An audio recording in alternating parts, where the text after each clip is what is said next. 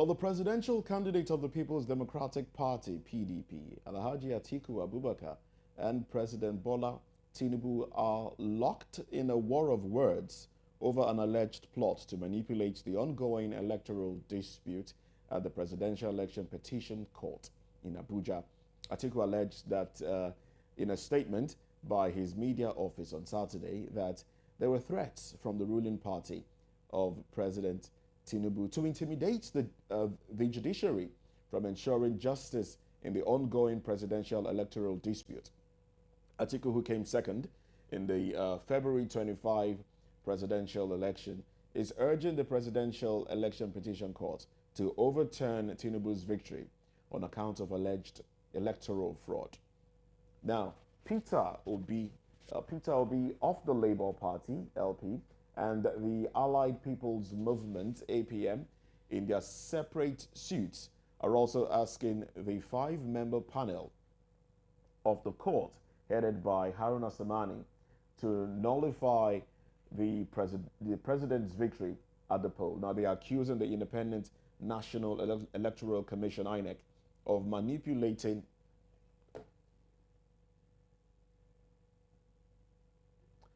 they are accusing the Independent National Electoral Commission, INEC, of manipulating the entire electoral process in favor of Tinubu. The petition also argued during the court hearing that President Tinubu and Vice President Kashim Shettima were not eligible to vie for the presidency owing to allegations of criminal forfeiture and double nomination. Now, in a fresh reaction to the court's proceedings, Atiku said there was a plot to compromise the judiciary's independence. In a statement signed by his media aide, Paul Ibe, the PDP candidate described the last general election as the worst in the annals of democratic politics in Nigeria. Opposition Tinubu has refuted. Now, with me, joining me virtually, of course, is John Akirile, a public affairs commentator, and we do expect Dr. Victor Ohai, who is also a public affairs commentator, to join in the conversation much later. All right. Now, John, good morning to you. Thank you for having me. Good morning to all of our viewers all over the globe. All right. You already, heaving what I would call a sigh there. I heard you. I guess I kept you waiting for rather too long. Oh, well. Do bear with me. Now, John, okay. John, here we are. We have two giants in the room going at each other's throats. What do you make of this? I think for us it's a good sign, and that shows that our democracy is developing. Okay, if we look at other democracies of the world, we see that they also have some of their own glitches, but they were able to build strong institutions, and they were able to follow the constitution that was provided by their forefathers. And that's why I say that their own democracy is a bigger democracy. Ours is just an imagined democracy. So if you look at the case of Peter Obi is saying to all of us that he's not saying that Tinubu is not declared a president, but what he's saying that the process for you to become an excellency is an excellent process. So for you to become an honorable, you must a very reputable and honorable process that is seen good to everybody, and that even opposition can say that yes, this winning is a clear winning for all to accept. So, and they have approached the court of law. And so I think now in the court of law, there's this statute that you always say go to court. You see a statute that is blindfolded, shows that it does not even know what's in front of him or her. But what he's saying to you is that bring your facts, figures, evidences, proofs to justify your own point before the court. And once all of these things are before the court, I can assure you the court will look at the evidences provided before the allo chamber, and then they can give their own suite. In this case, a call from the presidency will be seen as a way of victimizing the judiciary, because now you have been sworn as a president, you're a president in power now, but these people are still in court. So I think as a president, we should allow the court take its due course, and you also have the right of reply as a president. So if you feel like what you have is not enough for you, then you can actually get your own team of lawyers, get your own team of respondents, to respond to some of these allegations and give your own side of the story and provide your own evidences as well in the court, so that when the judges have to look at this decision making, they can check the facts you have presented, check the fact that other have also presented, and then we can go ahead. But it's normal for each of these teams to give banters because they think they are still in a political era, campaign season. But now it's another campaign. It's not in the court. So let's leave it for the courts of law to do the due thing that is needed for our democracy to grow. Number one is that the courts should not be biased. And I think it's a call on the judiciary now that Nigeria is at a critical stage, needs critical decision making. So there are some issues that have been brought before the courts. One of the issues is the 5% in the FCT. And many of our lawyers have been interpreting this clause in the Constitution either for or against. Everybody is seeing the one that best suits their own part of the argument. But then we are waiting on the judiciary to explain to us Nigerians and then to help us straighten out some of the ambiguities in this action so that all of us can be well informed as to what we need to do in terms of requirements to be declared a president. Mind you also, they have also raised up another issue. They have raised up the issue of the Chicago State University, that Tinubu never attended Chicago State University. They've also brought up the issue of the 406,000 naira that he forfeited in a court in USA. So these are some of the issues that they have their own fact and they have read before the court. So I think on the other hand, the other party also should present their own fact also, take to the court rather than giving statements that are termed to be anarchical in the building. But then nobody should be seen to be seen as somebody who is trying to compress the judiciary, but rather we should allow the judiciary take its due course, looking at the Constitution and upholding the rule of law, so that our democracy can be a template to be emulated by the rest of African countries.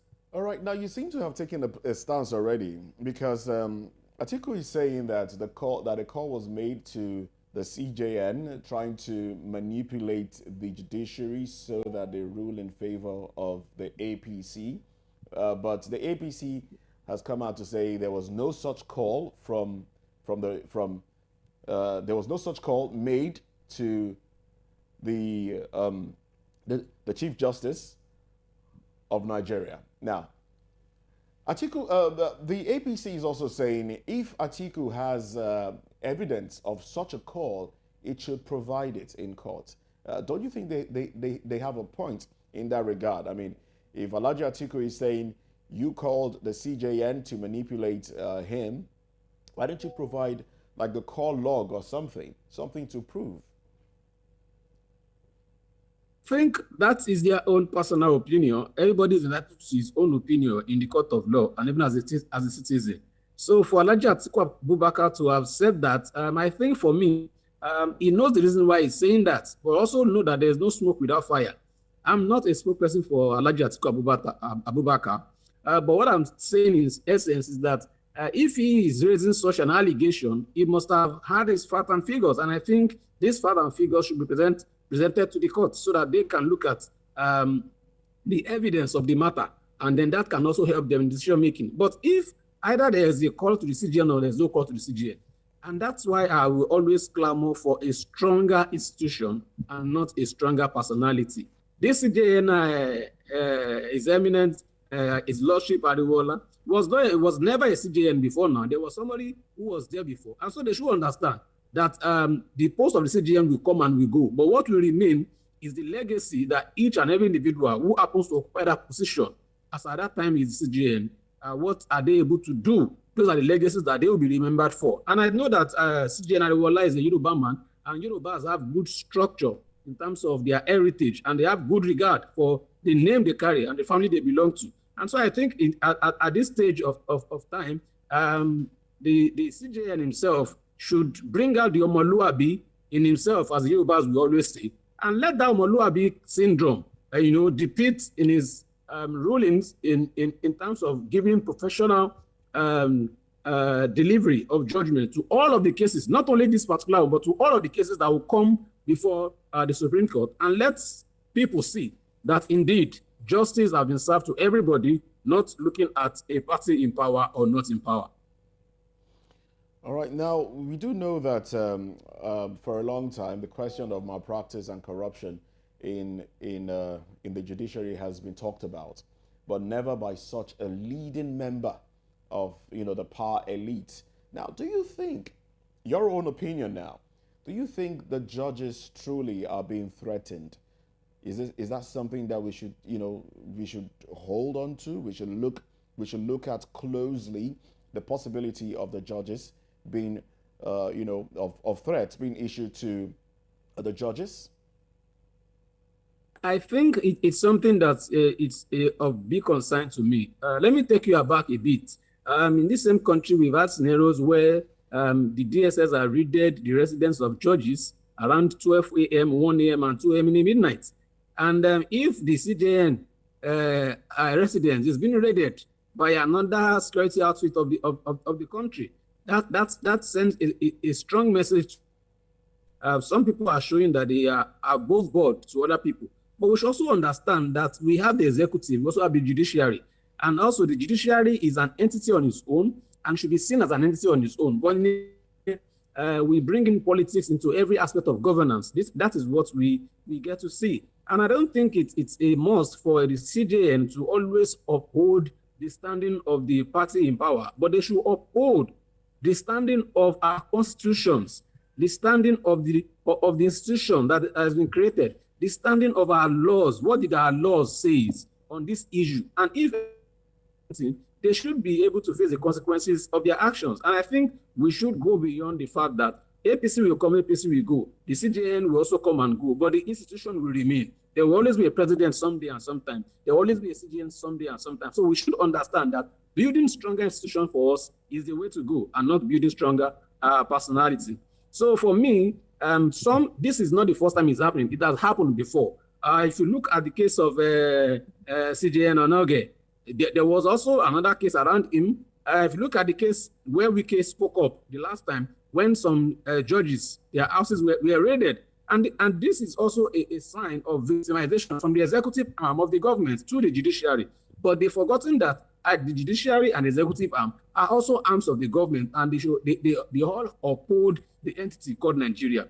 And so we should not victimize the judiciary system, and the judiciary also should not be seen as a puppet or as a tool in the hands of executive to maneuver judgments that are meant to be justifiable. But I think what they should do is to make sure that they serve justice on merit to all of the cases that is brought before the court, in terms of the evidences provided, in terms of the facts and figures that are provided, and then what does the law say? What is the consequence for these actions? After they've been proven and investigated, these things should be served to everybody, all across party.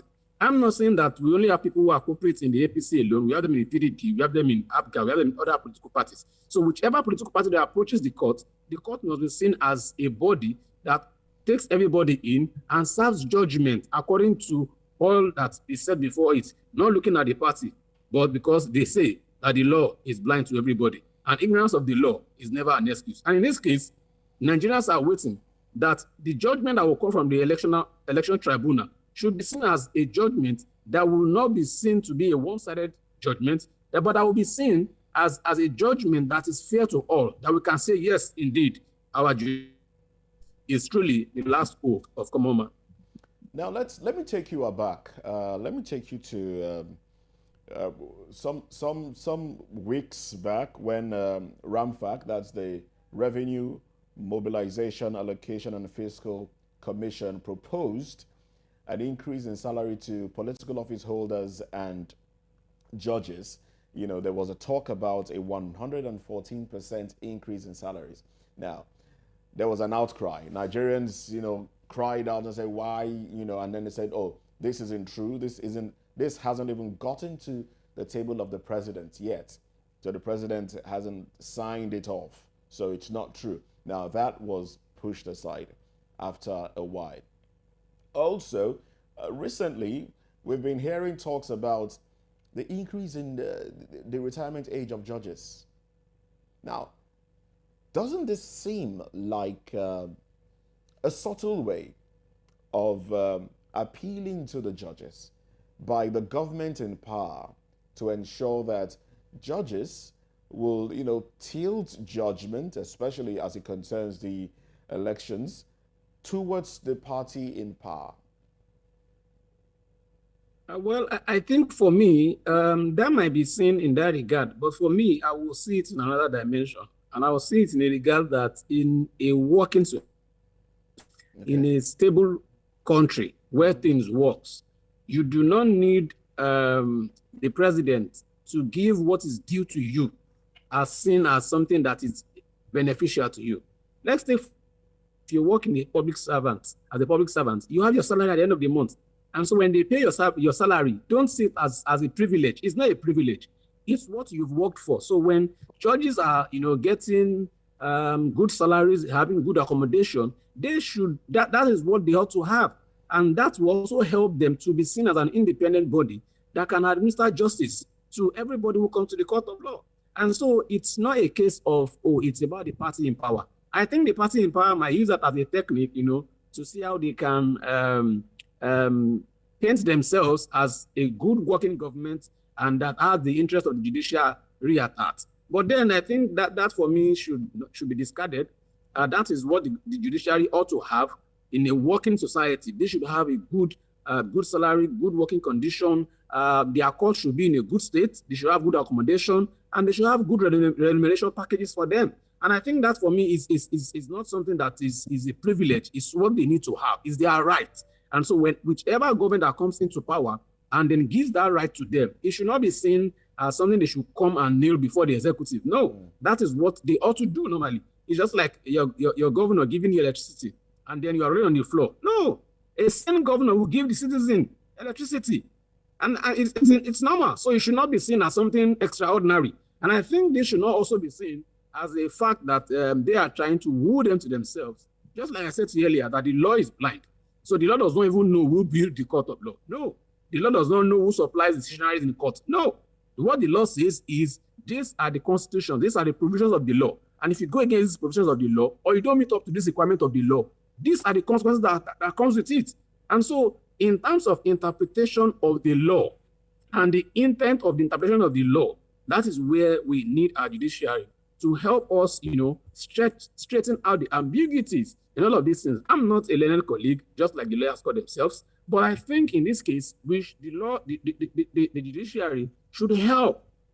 And also, the judiciary should also look at some of the so-called men in black, called lawyers, who know the truth, and yet they try to outsmart the Constitution, looking at the loopholes. And so some of these loopholes are also area of concern that our judiciary should sit down on a round table, look at how they can take out some of these loopholes, look at how they can, take out some of the ambiguities in our laws and systems so that we can have clear-cut instructions as to our constitutions and the consequences of it, as to our requirement either to be a councillor, to be a local government chairman, to be a governor, or even to be a political appointee. And all of these things are things that we should work towards so that everybody can be on the same page.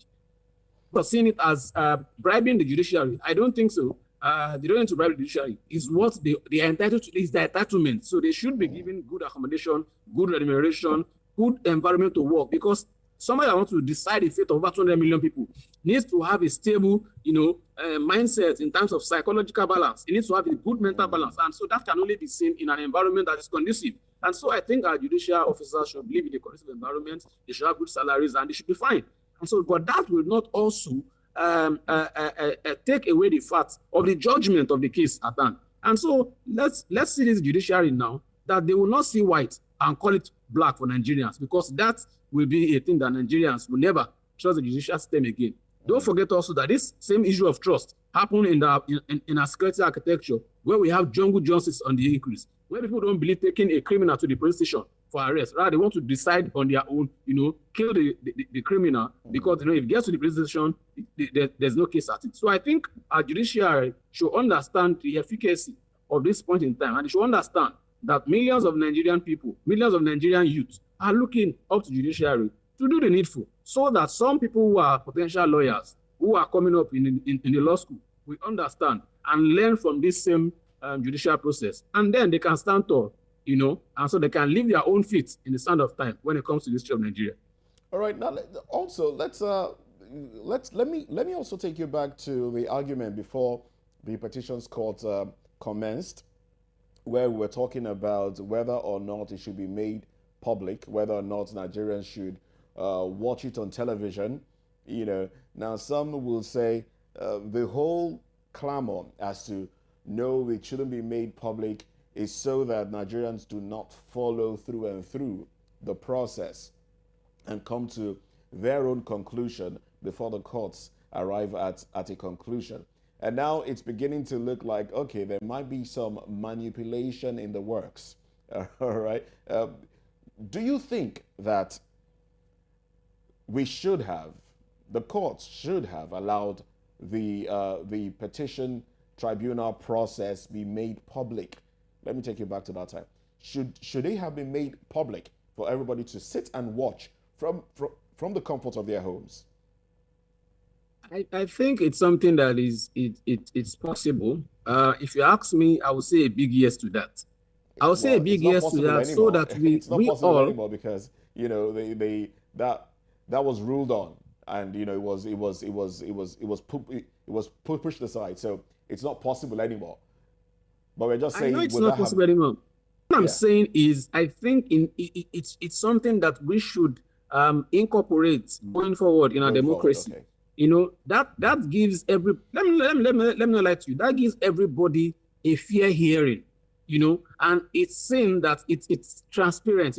When we talk about transparency, this is also an act of transparency. If the court is not hiding anything from this case, why should you shield the journalists from hearing this issue to Nigerians to watch? And I think even if you are driving in your private car, you can be updated as to what is happening about the election tribunal while listening to your radio in your car. And so that gives you as a citizen that you are also in the know as to what is happening. I think our government should understand that the case of secrecy, when you have too many secrecy, you leave room, you leave a lot of vacuum for people to fill in the gap. And when they fill in the gap, they come up with their own presumptuous statements. And these presumptuous statements will go viral, and then you talk about fake news. Now, if there's no fake news, if you don't want fake news to come, then give a room for transparency so that the people can get the real issue of the matter in real time. And when we talk about this issue of real time, people always, if you don't have anything to hide, why should you run away from real time dissemination of information to people? This case is about the people. So I think the cameras should be allowed in the court of law. It's just like police officer who stops your car and then you bring out a phone to record him and he's saying, why are you recording me? If you have nothing fishy, if I record you, you do it and you go your way, would you be, why should you be recording the scenario? So it means that you have an ulterior motive. That's why you're afraid of me recording you. If you as a police officer, you stop me normally, do your routine check, ask for my document, my driver's license, and everything is fine, and you let me go. And even if I record you, will that stop your job? No, it means you have done your job as a police officer in a professional and an orderly manner. And so you should your conscience should not be pricking you. But in a case where you have something hidden, there's a motive behind your action. When you see it flare up, and so that is the same thing we are saying in a court of law. That when you see cameras, because now when things come up, and I think that's where we need our lawyers to help us in terms of clarifying so many things, in terms of interpretation. Because this election, let me lie to you, this past election, have Nigerians more involved than ever before. And this election have also bring up potential lawyers, not potential lawyers, they are bring up emergency lawyers, people who all of a sudden start to read the constitution of Nigeria and they can start interpreting their own constitution themselves, because there is no lay by the judicial system that ought to educate. And so that's why I always come back to that same point, that allowing the media come in, either print or newspaper, to come into the court and have this recording live should not be an issue. There's Facebook Live, there's Instagram Live, there are many podcasts. Just tap on, sit in the court of law, and then give out this proceeding to Nigerians straight away in real time. Unlike election result also, we said we should have it in real time, but we didn't have it in real time. So these are some of the complications that we must take out so that we can earn the trust of the people. All right, not only the people, but also the international organizations and countries can see us as being transparent in truth and in deed. All right, then, John. Now, it's interesting that you mentioned the involvement of Nigerians in the just concluded elections. Yes, a lot more Nigerians were involved. You know, Nigerians came out and they came out to vote and they were involved. Now, the claim by the PDP, Alhaji Atiku Abubakar, is that the 2023 general election was the worst in the annals of democratic politics in Nigeria.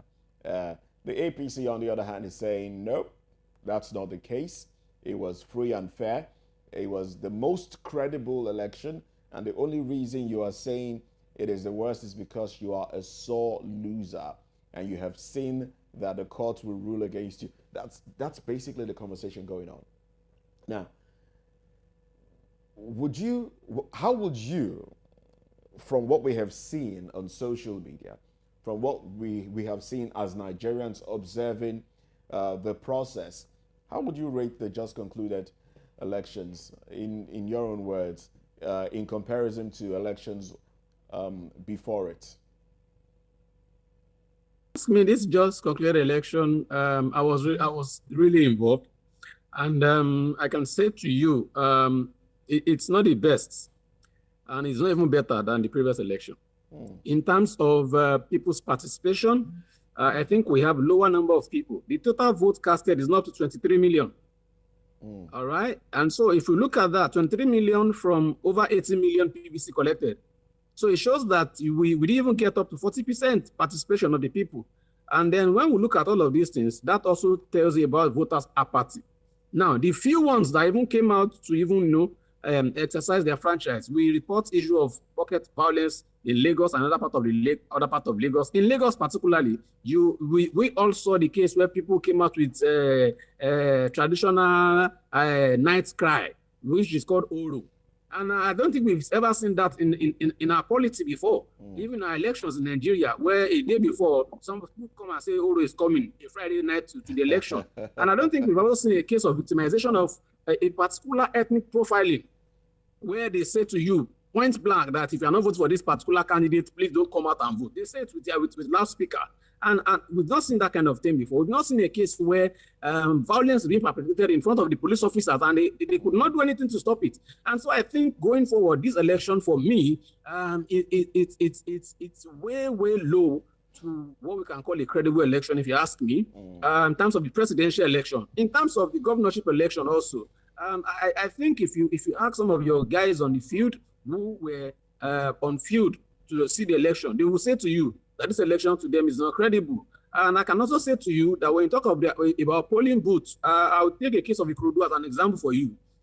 Most of the polling booths in where I went to check out election processes, it's like having an election in a compound of an APC chieftain, and you have other people who come and they say, the way they even position the cubicle is not secret in terms of casting your vote. And so it's alarming that we cannot even take care of a secret ballot system of voting in Nigeria. So for me, taking a case of Lagos, Ikorodu as a case study, this election is far from what you can say it's a credible election in terms of people's participation, in terms of their expectations, in terms of INEC also. In fact, if you ask some people, INEC did not get to the point, INEC staff did not get to the point of voting till around past 12, past 1, past 2. And they not started voting. And we've not had that before in this country. So these are some of the realities that people do not want to accept. So when you say it to them, they feel, no, you are against us. It's not about being against you. It's just that people who have been awake since 9 a.m. that they want to cast their vote, you kept them waiting for over 5 hours. And some of them, must have gone to the house to rest. While they are resting, they slept off. And by the time they come back, voting is concluded. So they have their PVC, they have the register, but they could not vote. So these are some of the areas that we must look at. Also, we should also look at the way of even making our electoral process more simple. If I can have my BVN, I have my NIN. So I think with my BVN and my NIN, I should be able to cast my vote using my ATM card. All right? And if I'm able to do that, I can really vote with my ATM card. Since I have a BVN, all of my accounts, either from GTB to UBA to Zenith Bank, all of them is linked to one BVN. One BVN is linked to one NIN. One NIN can cast just one vote. And with that, this can be collected virtually. So these are some of the things I think we can do so that it can take away this human impact of victimization using a particular polling booth as a victimization point. So if you know that people can vote from the comfort of their homes, You don't need a polling booth anywhere. So even if you are a PDP chieftain in your own backyard, and that's where the polling booth is, you can hit the polling booth because people can vote on their phones, people can vote in their houses, from the comfort of their homes, and these votes will be casted and it can be counted virtually as well. So I think that is where we should move to, so that we can de-escalate the human interference with our political process. Then and then can have a transparent and credible election. All right, thank you very much, John Akirile, public affairs commentator. We'll like to keep you for a little bit longer as we go on to the second topic for this morning. All right, so do bear with us. Stay with us. Now, more and more Nigerians in their millions are becoming hungrier than ever before for no fault of theirs. Now, who then is to blame? The rising cost of food prices, in spite of poor purchasing power, is our next topic on VOP this morning. So stay with us.